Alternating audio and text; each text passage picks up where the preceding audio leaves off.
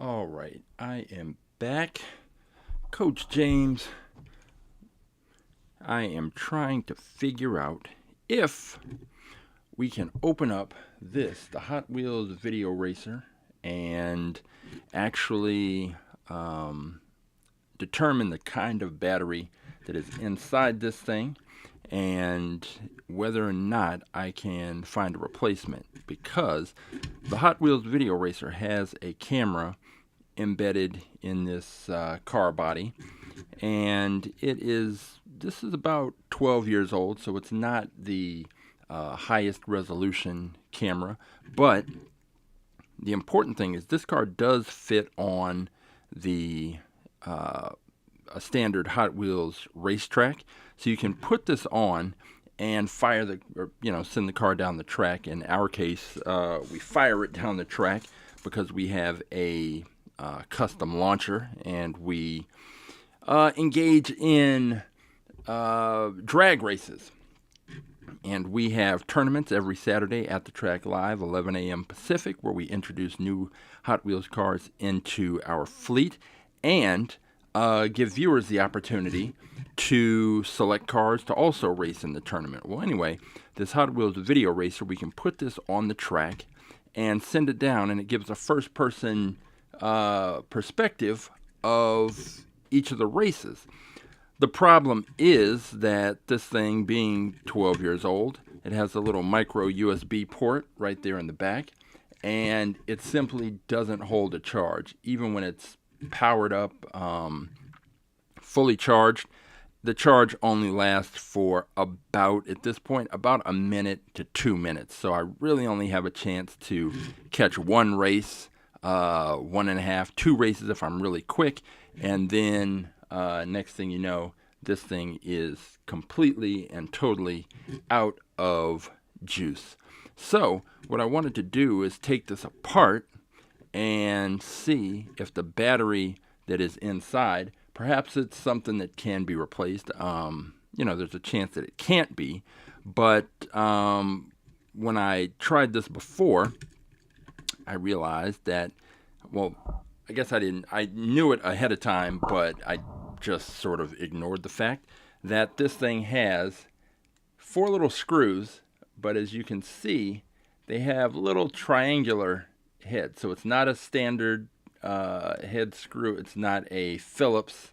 It is got a little triangle. And I was using, before, I had a set of these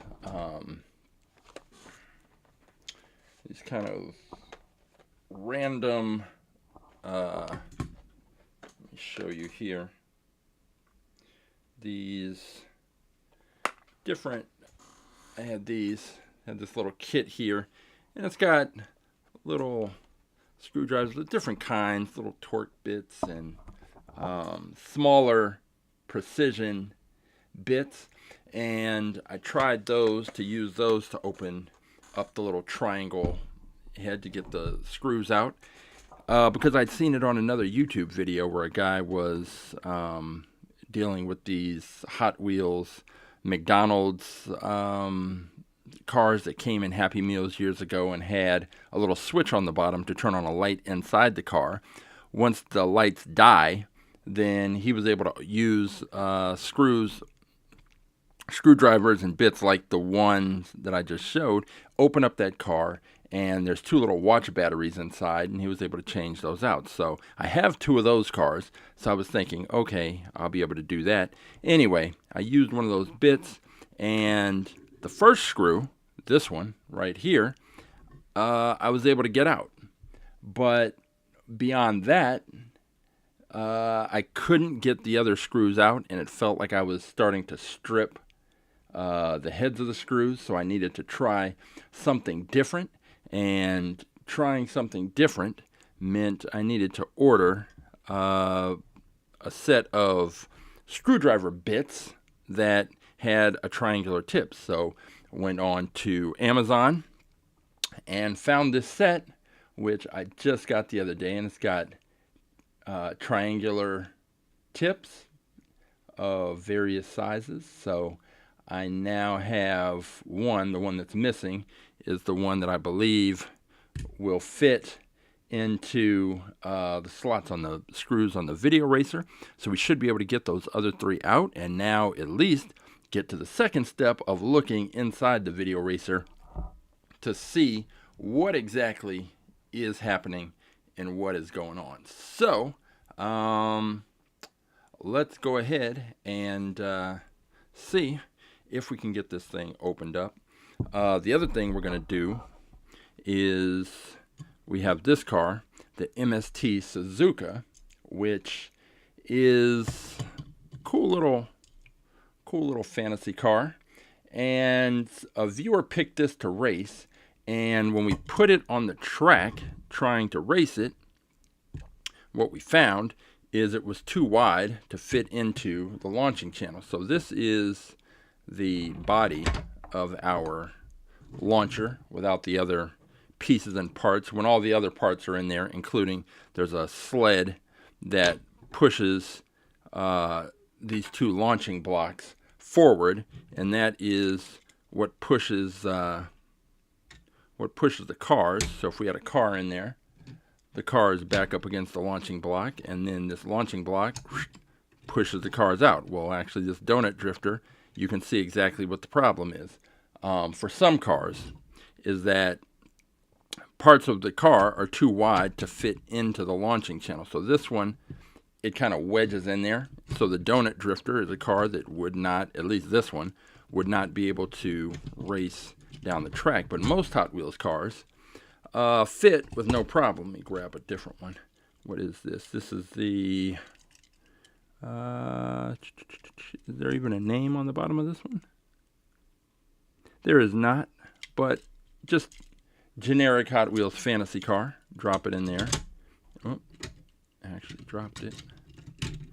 And it fits. So most cars just fit right there in the launch channel and fire out. But if I turn it like this, you can see there's a little bit of space, a few millimeters of space, but most Hot Wheels cars are about the same width, so it's not really an issue.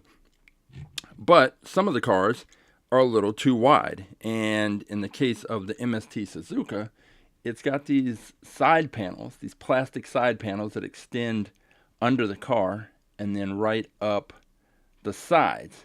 And it doesn't look like much, but it turns out that additional width, because it's already a wide car, but the additional width created by those purple little plastic panels is enough that this car will not fit into the launch channel.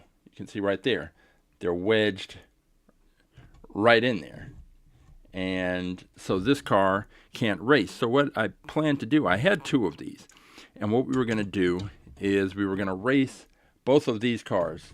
We had two MST-Suzukas. We don't want duplicates in the fleet.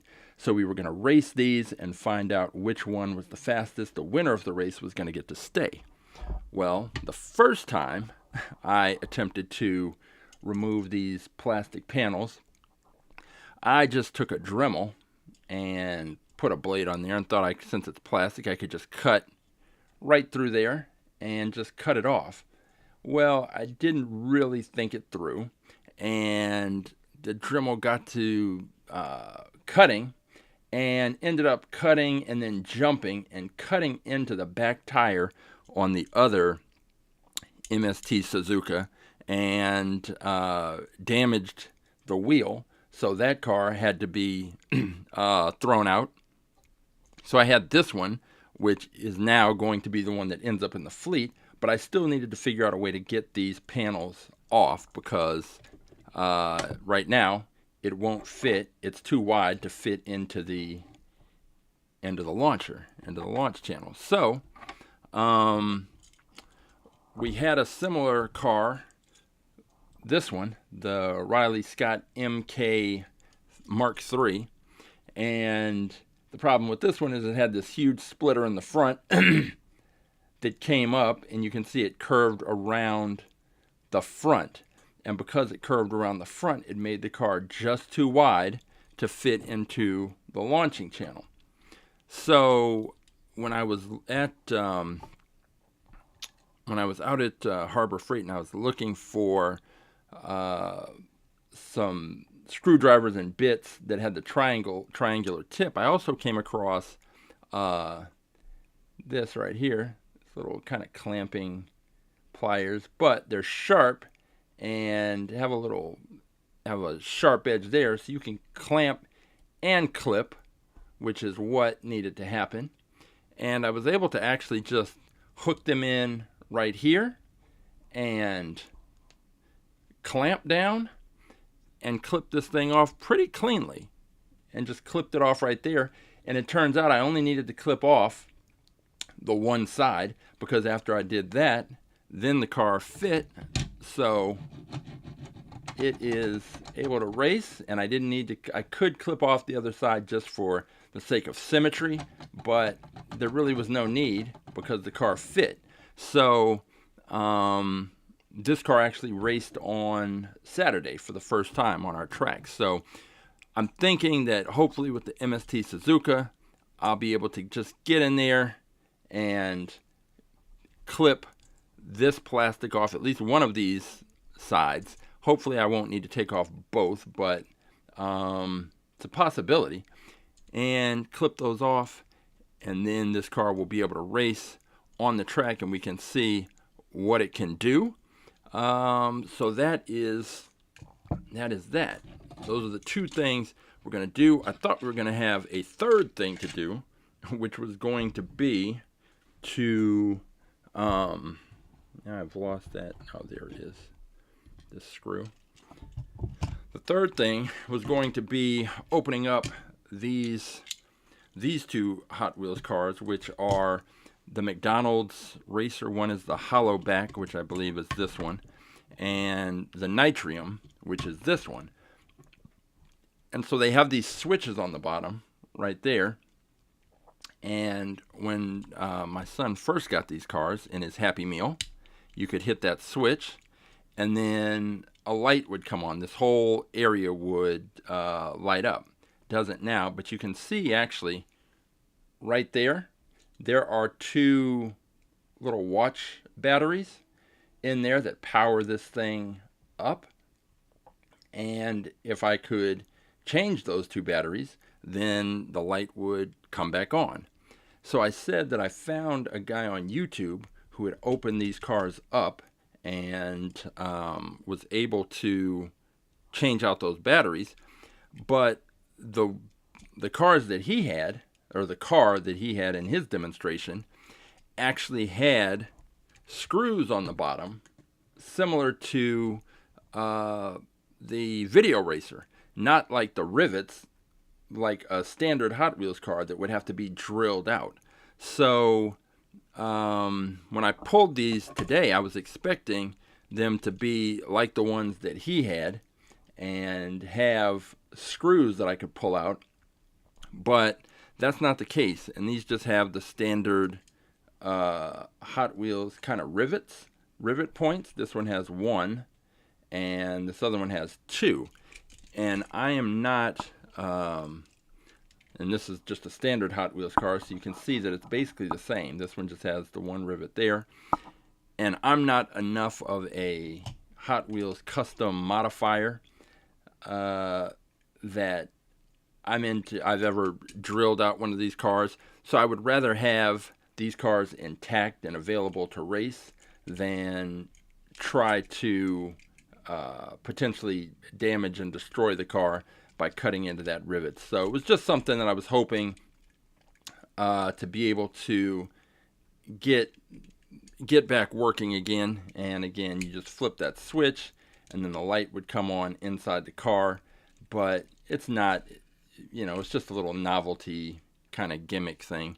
So it's not all that important that I get it working again. But I think having cars that are intact and can race on the track is much more important than getting that light turned on. So that is out.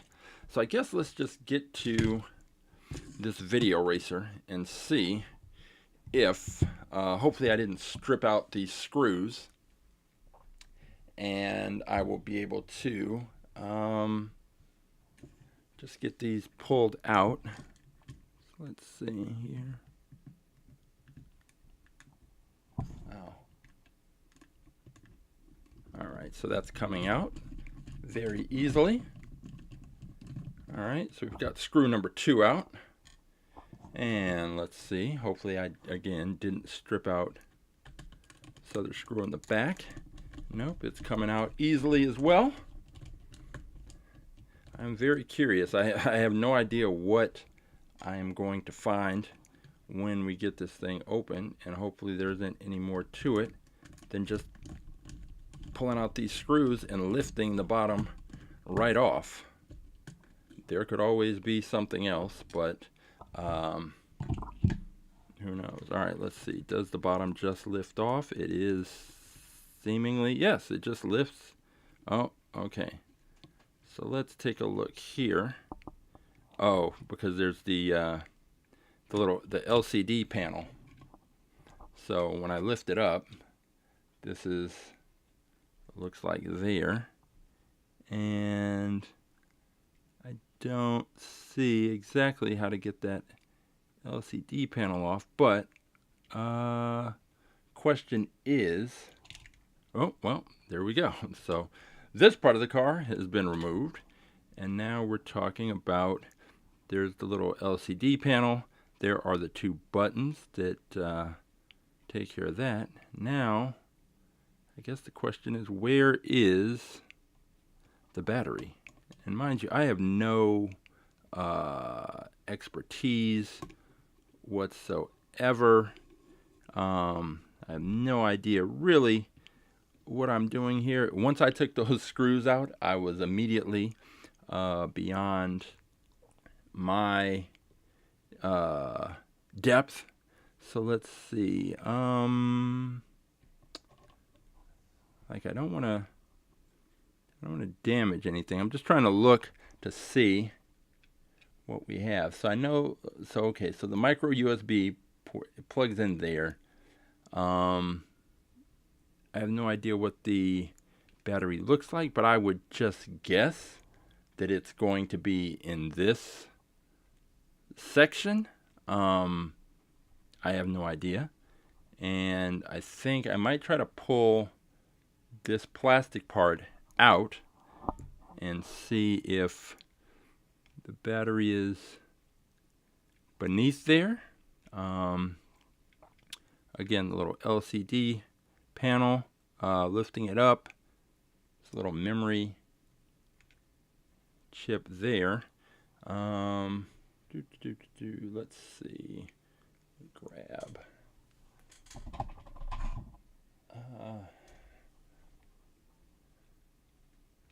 See if any of this just pops up. If it just pops up with ease, no. So it looks like there may be, kind of looks like there's a clip right here, possibly. Let's see. I just don't want to apply a lot of force to this and damage something. This seems to be lifting up. You can see it lift up a little bit right there when I do that. So let's go to the other side. Let's give it a little bit of force.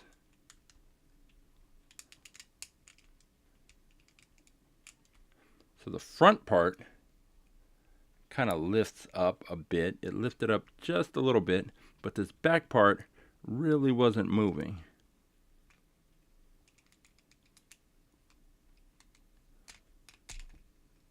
Oh, I see. The whole kind of chassis is lifting out. So I applied some force, and what I noticed was this back end also started to lift. Okay, so here we go.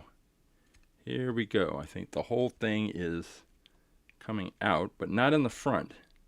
The front, so the back is lifting up, but the front seems to want to stay in place. I'm not sure. Oh, where the micro USB is. So let's see if maybe we pull this.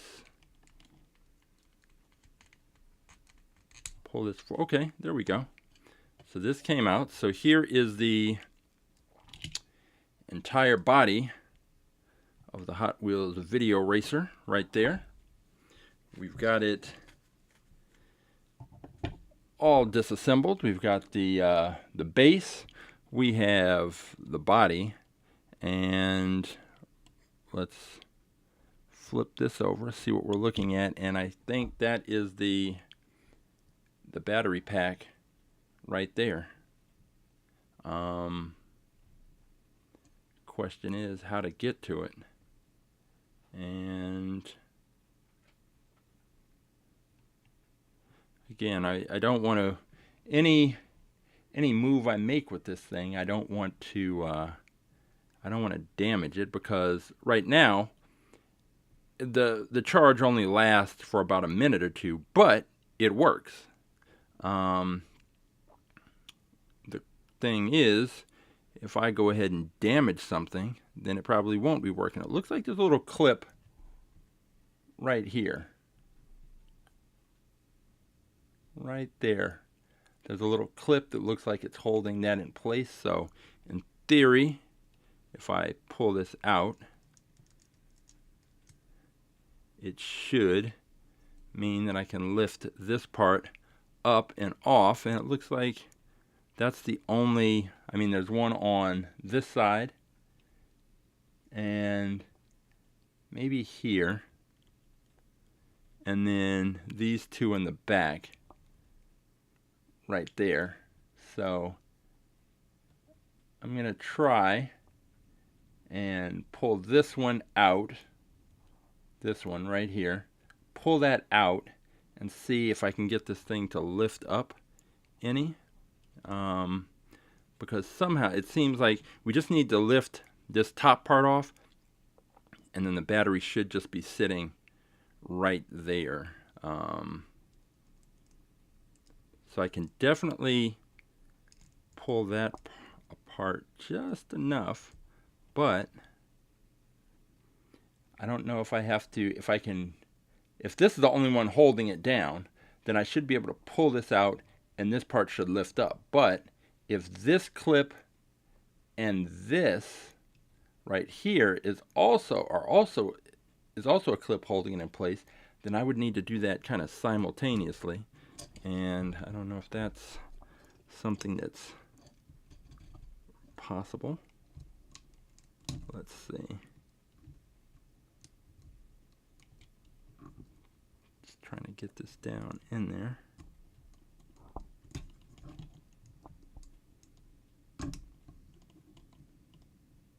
Okay, so that, let's take a look. You can see right there that I pulled it, and it lifted up just a little bit, because you can see versus the other side, you can see that this side now is lifted up just a little bit. So I got that loose, but then I believe that this clip here is also holding this in place, because it lifted up.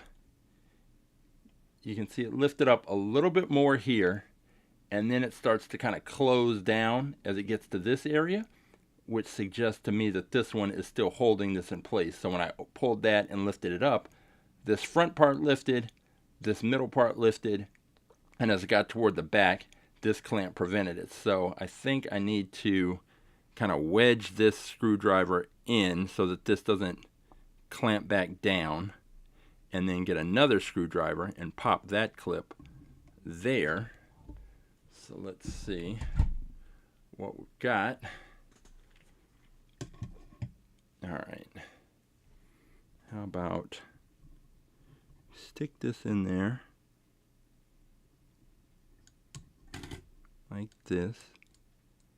Kind of lift it up. Now I'll try and get this piece up. Slipped out and it all went back down. Alright, but I do know now that this one has a clip. This one has a clip.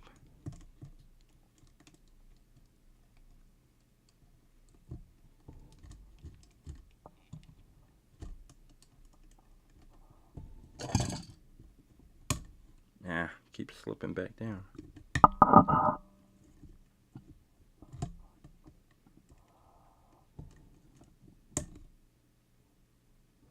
I don't want to necessarily break that clip off because it might be important.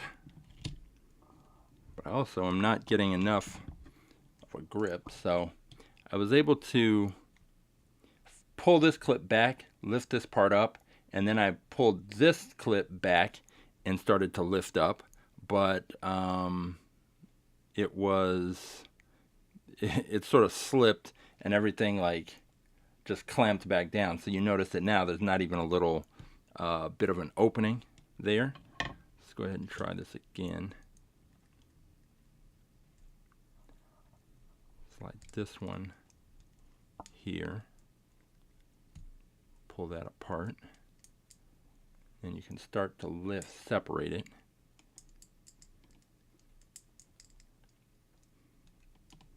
Now I've got to get this other clip at the same time, which is the tricky part. Sorry, my hands are in the way. Turn it this way.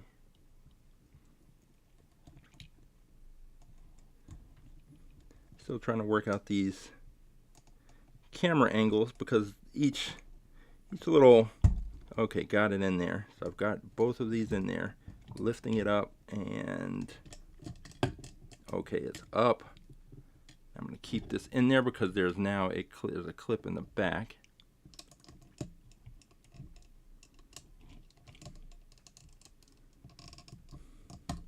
There we go. All right. Popped it all the way loose, I think. Don't slide back down. Don't slide back down. Okay, so now you can see that whole side is up and open.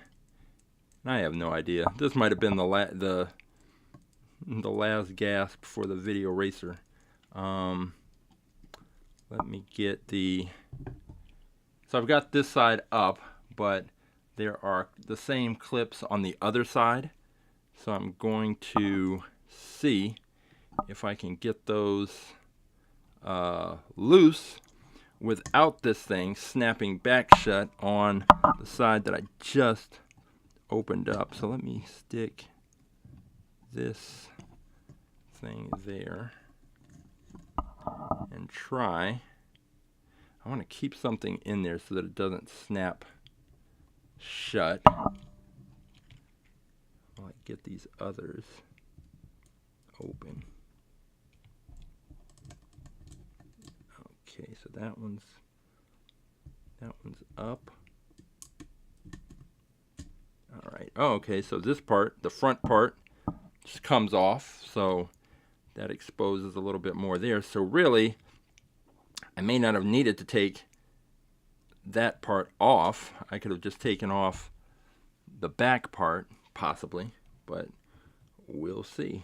So now, let's just get this back piece off. And just, again, just to emphasize, I mean, it may already be clear. This is not something where I went into it knowing what exactly I'm doing. I just know that the problem is that the battery needs to be replaced. I don't know if it can be replaced because obviously this was not meant to be replaced. All right, got that back piece off.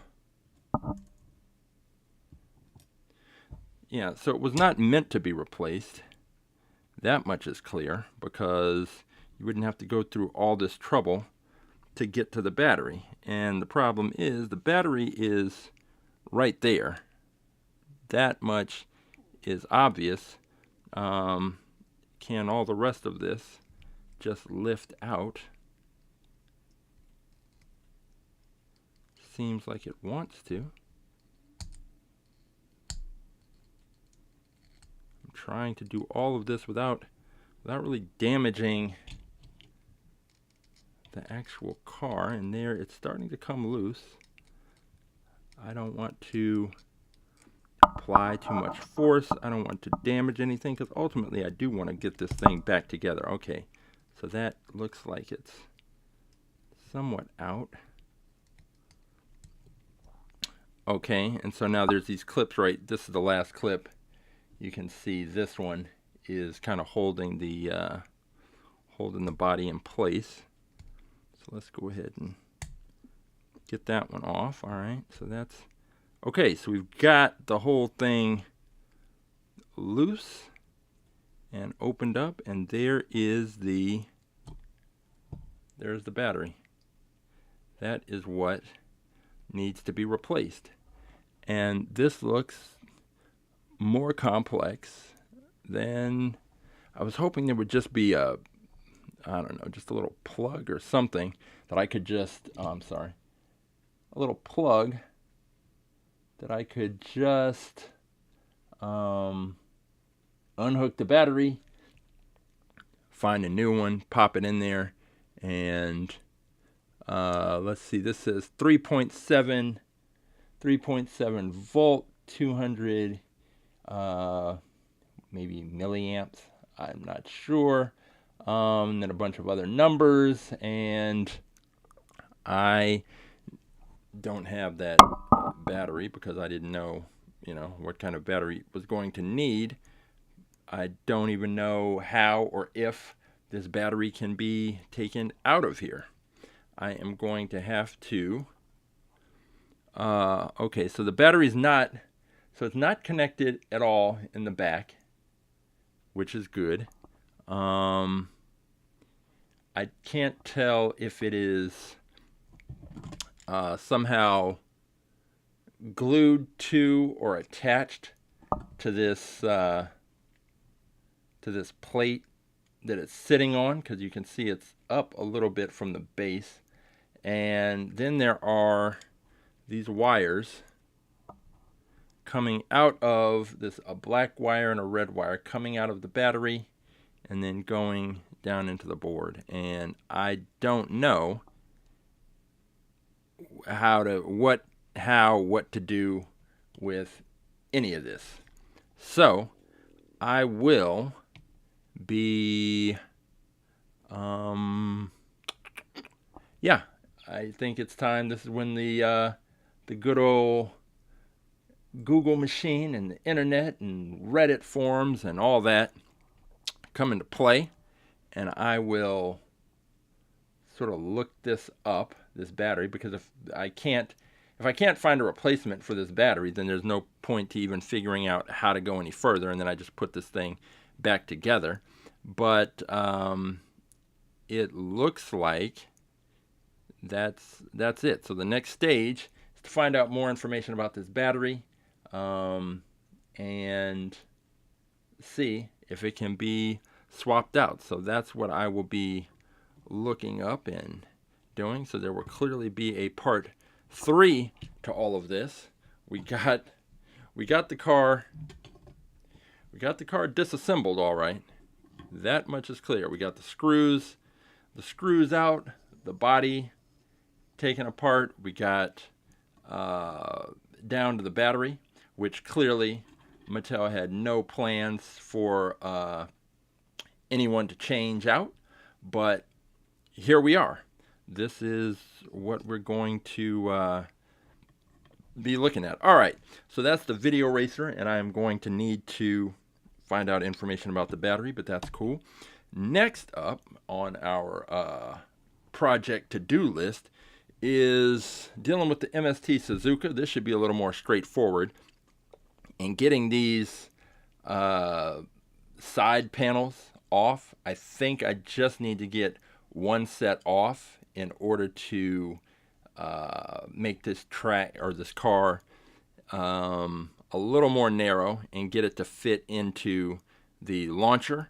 And I may have to clip off this one in the front that I'm just noticing too, because it's doing the same thing as the back part, just coming up and curling around the front edge. So I'm gonna have to cut this off, and hopefully that will be all that needs to happen in order to get this thing into the tunnel. So let's go ahead and try, get this thing The trick is to get it down in between the car and... Okay, so I clipped off just a little piece of it. I might have to just, because this isn't long enough to get all the... Well, maybe it is. Maybe I wasn't being ambitious enough. So I've got it clamped in. Let's try and get an angle on it right there. I've got it clamped in. Now let's see. Whoa, let me watch out for the tire. That is what I messed up on the last attempt at this. All right, let me just get it locked in. It's locked in on the bottom, so you can kind of see right there. Hopefully I won't be doing too much damage to the... I can feel it going, this plastic part. You can see it right there. So it's coming loose. It's definitely coming loose. Let's take a look at the...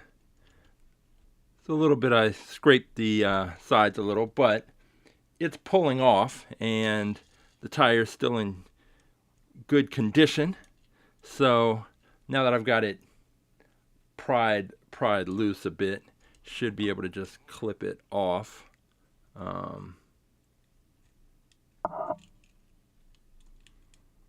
Hopefully. Alright, so it's pulled out, and now this plastic, it's a little tough, but I have some other resources here. Cut right through this.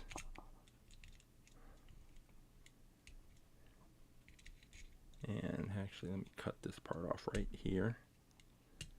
These are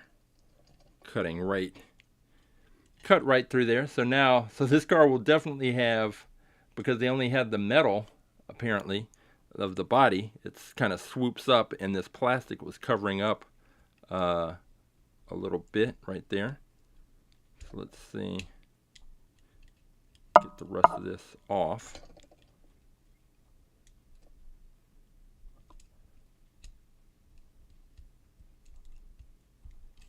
And now we've got that off there, and it's not exactly a clean, smooth cut. I can file that down, smooth that out a little bit, but what we're going to see, we can see right here, is whether or not that makes the difference. And it does, because now the back part of the car fits into the launcher. So I am only going to have to take off one side. The symmetry is not going to be my main concern, but I am going to have to take off this piece and probably that piece right there. So we'll see if this works out properly. Let's get this locked in here. And again, my main concern is that I protect this front wheel. So I want to get this thing locked in. There we go. That was pretty simple. Just bend it down a bit, and that came off very easily. So now with this MST-Suzuka, we have pulled off that side, and that is really all that needed to happen in order to make it to get it so that it could fit into the track. But now we're gonna have to see if this part needs to come off, which it very well may. But let's see. Got this in here, and the front part doesn't appear that it needs to come off. So let's check and double check. Yeah, so that the front is not the issue. So we can see, as I turn this, kind of right there, that we now have enough room for this thing to race. And the MST-Suzuka is good to go. And you know, for the sake of symmetry, I could take off these panels here, but I am not going to do that. I think it is interesting right here that the body, there's essentially just a hole right there. That I suppose because they had the plastic on this side going all the way up. For whatever reason, they decided, well, we don't need this little triangular space of metal. Maybe that just saves on manufacturing or changes the weight. So obviously it changes the weight, but it's interesting that they just decided to have the metal cut in this way instead of just having, even in the front, even right here where we took off that other part, this little triangle here, right there, they didn't put metal behind it. So I would have thought that they would have had the metal go all the way down, all the way to the back, just sort of a traditional car, and that those plastic pieces were just coming up around the metal. So then if the plastic was not going around the metal, so right here, I thought the reason why this stuck out so far is because it had to wrap around the metal. Well, if you didn't plan to fill this in anyway, why didn't you just make the plastic part flush with the metal? Why did it need to stick out this much? And I suppose for most people it doesn't really matter because this car, it will run on a regular Hot Wheels track. It's just our launcher, the launching channel, these little pieces here made it too wide to fit in. So it now fits in. It will be racing this Saturday at the track live on YouTube and Twitch, starting at 11 a.m. Pacific time. You can have an opportunity to participate. All you have to do is go to atthetrack.live and select the choose your car option. It will take you to a page that has all of the cars that are currently in our fleet listed. And I believe I might be able to pull it up here and just show you. Have I done it? Let's see. No, it is still, I still have some, let's see if this works. No, it is not, it's not coming up. So let me go back here. And anyway, if you go to atthetrack.live, despite the fact I don't have it hooked up here, select the choose a car option. It will take you to a page where you will have the opportunity to go in and select one of 900, and I think now we're up to 916 different cars, and you can find one that you want to race. And if you join us on Saturday, you take the number of that car, you drop it into the chat, and I will pull the car and you will be entered into the tournament along with this one, the MST-Suzuka, and any other viewer picks and any other cars that I introduce into the fleet. On Wednesdays, we have a program, Wind Tunnel Wednesdays, where we take these cars and put them into the 1/64th scale wind tunnel made by Funtech Labs. It's called the Winsible. We put the cars in there and we're able to see how the air flows over, under, and around these cars and check out the aerodynamic profiles. And based on that, we can get information about how drag is going to impact these cars when they race on Saturday. And drag is one of the key forces that if a car can reduce the impact of drag on our track, they tend to do very well. So that is what's going on. We will definitely be back once I've looked up information about the video racer and this, or more specifically about the battery, the video racer battery. And then I will see whether or not I can order it and whether or not this thing it's possible to put this thing back together again. We have the power button that came loose, and I'll have to figure out how that goes back together. But if I can't replace this battery, then this might be the last that we see of the video racer. So we'll find out, and I will be back up here once I have more information and hopefully have ordered the battery. And then the next stage we'll be trying to swap it out and then putting this thing back together again. So we'll see how it all works out. Fingers crossed. And that is about it for today. So until next time, I'm Coach James for All About Aerodynamics at the Track Live, Wind Tunnel Wednesday. And until next time, I will see you at the races.